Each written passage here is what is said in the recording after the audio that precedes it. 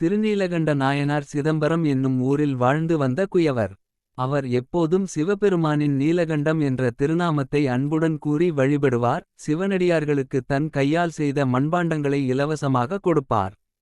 ஒரு சமயம் அவர் தன் மனைவியை வருத்தப்படுத்தியதால் மனைவி கோபமாக, திருநீலகண்டத்தின் மீது சத்தியமாகச் சொல்கிறேன், எங்களை தொட வேண்டாம் என்று சொல்லிவிட்டார்.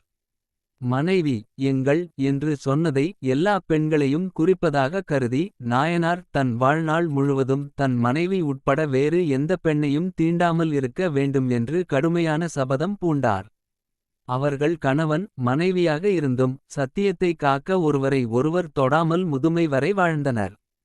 அவர்களின் பக்தியையும் சத்தியத்தை காக்கும் உறுதியையும் சோதிக்க சிவபெருமான் ஒருநாள் யோகி சிவனடியார் வேடத்தில் நாயனார் வீட்டிற்கு வந்தார்.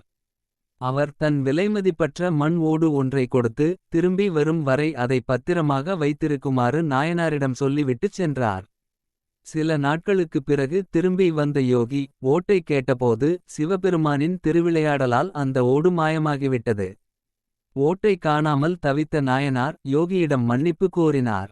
ஆனால் யோகி கோபங்கொண்டு, நீ திருடவில்லை என்றால் உன் மனைவி கையை பிடித்துக்கொண்டு குளத்தில் மூழ்கிச் சத்தியம் செய் என்று வற்புறுத்தினார்.